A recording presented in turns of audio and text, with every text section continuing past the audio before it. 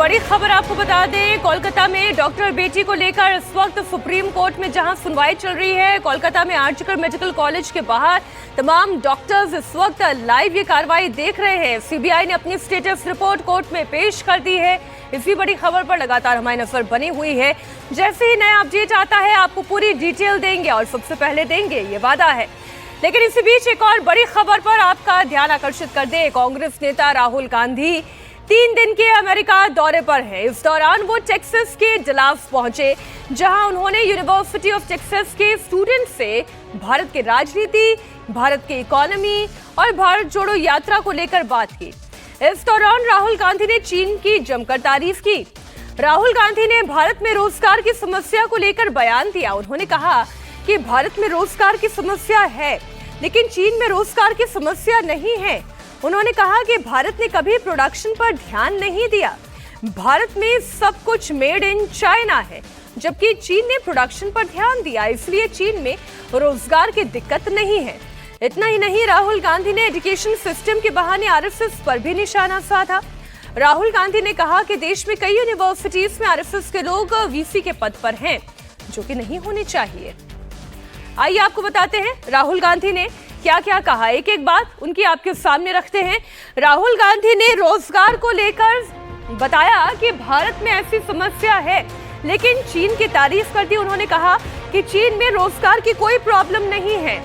भारत के अंदर भी टैलेंट है, लेकिन इसकी कद्र नहीं है। लेकिन चीन में देखिए लोगों के पास रोजगार है। देश की कई यूनिवर्सिटी में आरएसएस के कुलपति हैं, यानी वाइस चांसलर है। उन्होंने कहा कि ऐसा नहीं होना चाहिए। इसके अलावा उन्होंने कहा देश में स्किल की प्रॉब्लम नहीं है, लोग टैलेंटेड हैं, उनके अंदर स्किल है। स्किल वालों को कम इज्जत मिलना ही असली समस्या है।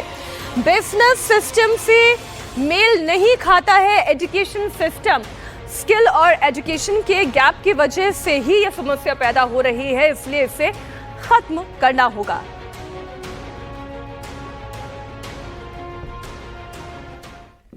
Not everywhere on the planet has an employment problem. Okay? The West has an employment problem. India has an employment problem. But there are many countries in the world that don't really have an employment problem. China certainly doesn't have an employment problem. Vietnam doesn't have an employment problem. So there are places on the planet that are not struggling with unemployment. There's a reason. If you look at the United States in the 1940s, 50s and 60s, they were the center of global production. Anything that was made, cars, washing machines, TVs, all in the United States. Production moved from the United States. It went to Korea, it went to Japan, eventually it went to China. And if you look today, China is dominating global production. You go to India, you look at the phones, you look at the furniture, you look at clothes, you see on the back, made in China. That's a fact. Many people say that India has a skills problem. I don't think India has a skills problem. I think India has a skill respect problem. So India doesn't respect people who have skills. Our education system doesn't connect with the business system. Education system in no way connects deeply with the skill structure of India. So I think bridging that gap, feeding ideology through the education system. Most of our vice chancellors today are placed by the RSS. That's really damaging. Having one organization that is placing all its people in our education system. इधर केंद्रीय मंत्री गिरिराज सिंह ने राहुल गांधी पर बड़ा पलटवार कर दिया है। गिरिराज सिंह ने कहा है कि जिस युवराज की लीडरशिप को देश की जनता ने 3 बार नकार दिया है, वो युवराज अमेरिका में जाकर दुश्मन देश चीन की तारीफ कर रहे हैं। गिरिराज सिंह का कहना यह है कि जो भारत पहले रक्षा क्षेत्र में आयात करता था, आज मेक इन इंडिया के तहत भारत निर्यात कर रहा है। साथ ही उन्होंने राहुल गांधी पर चीन से पैसा लेकर चीन की तारीफ करने का आरोप भी लगाया। उन्होंने कहा कि अगर मोदी संविधान के रक्षक नहीं होते तो राहुल गांधी पर देशद्रोह का मुकदमा दर्ज होता। राहुल गांधी जो युवराज हैं और तीसरी बार भी कांग्रेस को राहुल गांधी के नेतृत्व में भारत की जनता ने नकार दी, 99 पे आके अटका दिया। और ये दुनिया में जाकर के जो भारत आज मेक इन इंडिया के रूप में, जो भारत इनके कार्यकाल में डिफेंस इंपोर्ट होता था वो एक्सपोर्ट कर रहा है, वो भारत जो देश में 19 लाख करोड़ का इंपोर्ट था वो आज 80 लाख करोड़ पे पहुंच गया। वो भारत की तारीफ करने के बजाय बाहर में जाकर के, इंडिया के बाहर, भारत के बाहर जाकर भारत को गाली देना, ये तो लगता है चाइना की तारीफ करना, दुश्मन देश की तारीफ करना, ये लगता है चाइना के पैसे पर पलते हैं और चाइना की ही बात ब्रांडिंग करने के लिए ये बाहर में जाके चाइना का ब्रांडिंग कर रहे हैं। इन पर तो ऐसे लोगों को, अगर कानून भारत में नहीं होता, अगर मोदी जी संविधान की रक्षा नहीं करते तो ऐसे लोगों को देशद्रोह का मुकदमा चलाना चाहिए। अब बात हरियाणा चुनाव की। हरियाणा में कांग्रेस और आम आदमी पार्टी के बीच गठबंधन को लेकर आज ऐलान हो सकता है। बताया जा रहा है कि कांग्रेस पार्टी 5 सीट देने पर राजी है, लेकिन आम आदमी पार्टी 10 सीट की डिमांड कर रही है। गठबंधन को लेकर आप नेता राघव चड्ढा और हरियाणा कांग्रेस के प्रभारी दीपक बाबरिया के बीच में 3 राउंड की मीटिंग हो चुकी है। कांग्रेस पार्टी ने अब तक 90 में से 41 उम्मीदवारों की लिस्ट जारी कर दी है। कांग्रेस पार्टी जब 41 उम्मीदवारों के नाम घोषित कर चुकी है, इसका मतलब यह है कि अगर जल्द ये फॉर्मूला नहीं निकला, जल्द ये गठबंधन नहीं हुआ, तो अब कांग्रेस हो सकता है अलग और आम आदमी पार्टी अलग इन चुनावों में जाए। कांग्रेस पार्टी की तरफ से मुझको जिम्मेदारी सौंपी गई है और राघव चड्ढा से ये 2 दिन में मेरी ये दूसरी या तीसरी मुलाकात थी। We are exchanging the locations, numbers etcetera, बात करते हैं, आगे बढ़ाने की कोशिश करते हैं। उम्मीद है 1-2 दिन में कुछ न कुछ नतीजा निकलेगा। कहा था कि हम बहुत सिंगल डिजिट में और बहुत कम नंबर आम आदमी पार्टी, अभी भी वही परिस्थिति है। क्या वो तैयार है इस बात से, क्योंकि उनकी भी रजामंदी बहुत जरूरी है? वो जो है, मैं समझ रहा हूँ कि वो भी तैयार हो जाएंगे। कांग्रेस के साथ अगर बात नहीं बनी तो हरियाणा के लिए आम आदमी पार्टी ने अपना प्लान बी भी तैयार कर लिया है। आइए आपको बताते हैं कि प्लान बी क्या है। सूत्रों का कहना यह है कि अगर कांग्रेस के साथ उनका गठबंधन होता है तो ऐसे में 10 सीट वो कांग्रेस से मांगती है। कांग्रेस से मिलकर चुनाव लड़ने पर आम आदमी पार्टी 10 सीटों पर चुनाव लड़ना चाहती है, लेकिन अगर ऐसी परिस्थिति में, क्योंकि कांग्रेस केवल 5 सीट तक ही देने के लिए तैयार है, तो प्लान बी तैयार किया जाएगा। गठबंधन नहीं होने पर अकेले चुनाव लड़ेगी आम आदमी पार्टी। इसके अलावा आम आदमी पार्टी की कोशिश ये है कि अब देखिए भूपेंद्र हुड्डा क्या कह रहे हैं। कांग्रेस के पक्ष में माहौल है, किसी से गठबंधन करने की जरूरत नहीं है। ये गठबंधन करने वाला आइडिया जो है वो राहुल गांधी लेकर आए। रणदीप सुरजेवाला ने कहा, हम आम आदमी पार्टी के बिना सक्षम है और मजबूत है, यानी कि वहां की लोकल लीडरशिप भी ये कह रही है कि उन्हें आम आदमी पार्टी के साथ गठबंधन करने की आवश्यकता नहीं है। तो फिर सवाल ये है कि राहुल गांधी ये गठबंधन क्यों करना चाहते हैं। आइए कुछ रिएक्शंस आपके सामने रखते हैं। चल रही है, हम होपफुल हैं, हमें उम्मीद है कि ज़रूर देश हित में, राष्ट्र हित में, हरियाणा के हित में गठबंधन होगा। हम हर संभव प्रयास उस दिशा में कर रहे हैं। Thank you. देरी होने की वजह क्या है? भाई चर्चाएं चल रही हैं, अब इस पे बॉल बाय बॉल कमेंट्री नहीं हो सकती है, बट उम्मीद है, उम्मीद कायम है। Thank you. हरियाणा आम आदमी पार्टी अध्यक्ष सुशील गुप्ता का बड़ा बयान आया है। शाम तक गठबंधन का ऐलान नहीं होता है तो उम्मीदवार उतारेंगे। गठबंधन का आखिरी फैसला केजरीवाल ही लेंगे। हमारे सहयोगी भास्कर मिश्रा इस वक्त लाइव जुड़ गए हैं।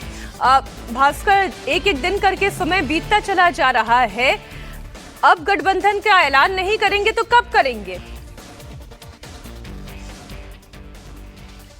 बिल्कुल, देखिए यही चिंता आम आदमी पार्टी की भी है। सिर्फ 4 दिन बचे हैं नॉमिनेशन के, और अगर गठबंधन का फैसला आज भी नहीं होता है तो फिर गठबंधन किस बात के लिए होगा। और आम आदमी पार्टी में एक डर भी है। राजस्थान और छत्तीसगढ़ के विधानसभा चुनाव में भी यही स्थिति थी। आखिरी दौर तक बातचीत चलती रही और फाइनली गठबंधन नहीं हुआ, और इसका नुकसान आम आदमी पार्टी को हुआ। संगठन के तौर पे बहुत मुश्किल होता है कि आप 5 दिन 10 दिन चुनाव के समय जो लोग चुनाव लड़ना चाहते हैं उनको आप रोक के रख दीजिए और अचानक कहिए कि आप चुनावी मैदान में कूद जाइए, फिर उसके बाद बहुत मुश्किल है एक नई पार्टी के लिए। आम आदमी पार्टी को यह अच्छी तरह से पता है कि उनकी शक्ति क्या है, पिछले कुछ महीनों से जो काम किया है उन्होंने, और अगर समय रहते हुए उम्मीदवार उतार देते हैं तो नुकसान कांग्रेस को होगा। इस बात का भरोसा आम आदमी पार्टी को भी है और कांग्रेस को भी है। इसीलिए कांग्रेस अभी भी खुल के ये नहीं कह रही कि गठबंधन नहीं होगा। गठबंधन अगर होता है तो आम आदमी पार्टी को फायदा ये होगा कि 1-2 या जितनी सीट वो जीतेगी वो कंफर्म जीत सकती है। अगर अकेले चुनाव लड़े तो आम आदमी पार्टी को अभी फिलहाल पता नहीं कि कितनी सीट वो जीत सकती है, लेकिन इतना तय है 30 से अधिक सीट पे आम आदमी पार्टी 5-10 हजार से अधिक वोट लेके आएगी और सीधा सीधा वो भारतीय जनता पार्टी की जीत सुनिश्चित करेगी। इस लिहाज से कांग्रेस चाह रही है गठबंधन हो। आम आदमी पार्टी इसलिए चाह रही है कि अगर कांग्रेस के पक्ष में माहौल है, उनके जितने कम से भी कम उम्मीदवार अगर चुनावी मैदान में उतरते हैं तो उनकी जीत की गारंटी होगी, और एक और राज्य में आम आदमी पार्टी के विधायक जीत के आएंगे। तो इस हिसाब से 5 राज्य हो जाएंगे। ये आम आदमी पार्टी के लिए, एक नेशनल पार्टी के लिए कहने के लिए होगा कि 5 राज्यों में उनके पास विधायक है। लेकिन संगठन के तौर पे नुकसान हो रहा है। पार्टी के तमाम सीनियर नेता ये मानते हैं कि ये गठबंधन नहीं होना चाहिए, और जितनी नुकसान ये तो समझ में आ रहा है। भास्कर, बहुत शुक्रिया आपका पूरी जानकारी के लिए। हरियाणा में कांग्रेस पार्टी ने 9 उम्मीदवारों की एक और लिस्ट जारी कर दी है। इसके बाद ही हरियाणा चुनाव के लिए कांग्रेस ने अब तक कुल 41 उम्मीदवारों के नामों का ऐलान कर दिया है। खास बात यह है कि कांग्रेस पार्टी ने बीजेपी के पूर्व सांसद विजेंद्र सिंह को जींद के उचाना कला से उम्मीदवार बनाया है। विजेंद्र सिंह हिसार लोकसभा सीट से बीजेपी के पूर्व सांसद रहे हैं और लोकसभा चुनाव से पहले वो कांग्रेस में शामिल हो गए थे। विजेंद्र सिंह हरियाणा के पूर्व मंत्री बीरेंद्र सिंह के बेटे हैं। यहां से जेजेपी के दुष्यंत चौटाला उम्मीदवार हैं। इसमें इस सीट पर एक बार फिर देवीलाल और विजेंद्र सिंह का परिवार आमने सामने होगा। भिवानी की तोशाम सीट से भाई बहन का मुकाबला है। कांग्रेस ने बीजेपी के श्रुति चौधरी के खिलाफ उनके चचेरे भाई अनिरुद्ध चौधरी को मैदान में उतार दिया है। श्रुति पूर्व मुख्यमंत्री बंसीलाल के बेटे सुरेंद्र चौधरी की बेटी हैं, तो वहीं अनिरुद्ध चौधरी बंसीलाल के दूसरे बेटे रणबीर महिंद्रा के बेटे हैं। इसके अलावा कांग्रेस पार्टी ने जिन लोगों को टिकट दिया है उनमें थानेसर से अशोक अरोड़ा, गन्नौर से कुलदीप शर्मा, महम से बलराम दांगी, टोहना से परमवीर सिंह, नांगल चौधरी से मंजू चौधरी और बादशाहपुर से वर्धन यादव के नाम शामिल हैं। गुरुग्राम सीट से कांग्रेस ने मोहित ग्रोवर को टिकट दिया है। हरियाणा विधानसभा चुनाव को लेकर एक तरफ जहां कांग्रेस पार्टी अपने उम्मीदवारों की लिस्ट जारी कर रही है, तो वहीं कांग्रेस नेता टिकट कटने के डर से प्रोटेस्ट कर रहे हैं। दिल्ली में कांग्रेस मुख्यालय के बाहर बड़ी संख्या में बावड़ी खेड़ा क्षेत्र के लोगों के साथ वहां के दावेदार आए। उनके समर्थकों का कहना है कि वो बाहरी उम्मीदवार को बर्दाश्त नहीं करेंगे, उन्हें स्थानीय उम्मीदवार ही चाहिए। आपको जानकारी दे दें, कांग्रेस ने अब तक 41 उम्मीदवारों की लिस्ट जारी कर दी है, जिसमें ऐसे कई चेहरे हैं जो बीजेपी और जेजेपी छोड़कर कांग्रेस में आए हैं।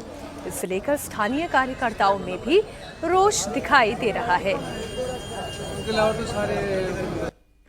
आप यहाँ पर अपने समर्थकों के साथ आए हैं, क्या विषय है? एआईसीसी मुख्यालय के बाहर आपके तमाम समर्थक भी जुटे हुए हैं। देखिए मैडम, मैं तो पहले से दिल्ली में था और मुझे पता भी नहीं था कि हमारे जो बौनीखेड़ा के वर्कर यहाँ आएंगे, तो मैं तो वहाँ कहीं गया हुआ था, अभी आया हूँ मैं। तो वर्करों कोई सोशल मीडिया के कोई दोबारा कोई ऐसा अंदेशा लगा कि कोई भारी उम्मीदवार ऐसा आ रहा है। ये कांग्रेस पार्टी के कार्यकर्ता हैं, राहुल गांधी जी की टीम के साथी हैं, सोनिया गांधी जी के आदेश के अनुसार हम काम करते हैं। तो इनको एक कोई सोशल मीडिया के द्वारा पता है कोई भारी उम्मीदवार 100 किलोमीटर दूर से यहाँ कोशिश कर रहा है, तो वो अपने कार्यालय के अंदर अपनी बात रखने के लिए यहाँ आए थे। मैंने इनको सबको कहा है ऐसा कुछ नहीं है, आप न्याय होगा अपने साथ। मैं कांग्रेस पार्टी का 24 साल से कार्यकर्ता हूँ, 3 बार एमएलए भी रहा हूँ। और अब भी सर्वे। इधर जम्मू कश्मीर में जैसे जैसे वोटिंग की तारीख नजदीक आ रही है, वैसे ही सियासी पारा चढ़ता जा रहा है। जम्मू कश्मीर के शोपिया में चुनावी हिंसा हुई, जिसमें बीजेपी के कार्यकर्ता घायल हो गए हैं। बताया जा रहा है कि बोलपुरा इलाके में एआईपी यानी कि अवामी इत्तेहाद पार्टी के कार्यकर्ता और महबूबा मुफ्ती की पार्टी पीडीपी के कार्यकर्ता आपस में भिड़ गए। इस दौरान दोनों ओर से जमकर पत्थरबाजी भी हुई, जिसमें पीडीपी के उम्मीदवार समेत 10 से 15 कार्यकर्ता घायल हो गए हैं। ये कपड़ी प्लान था हमारा, रोड मैप था बलपोरा जाने का। हम 6 बजे वहाँ पे पहुँचे, हम वहाँ से निकल रहे थे और वो आगे और पत्थर मारे। तो मुझे लगता है अभी हम 10-15 जख्मी है। समझ नहीं आया वो कहाँ से आए, उन लोगों के हाथों में कुल्हाड़ियाँ। तो कौन थे वो? उधर ये जो भलपुरा वाले लोग थे, अचानक आ गए। वो कम ही थे, बट मास्क लगा के थी। हमारे पास वीडियो है एविडेंस का, जब वो हमें मार रहे थे वीडियो हमने। इसके बलपोरा में उन लोगों ने बहुत पत्थरबाजी की और हमारे बहुत सारे जवानों को पीछे, क्योंकि हम पूरा जा रहे थे, उन लोगों ने हमारे कितने लोग जख्मी कितने?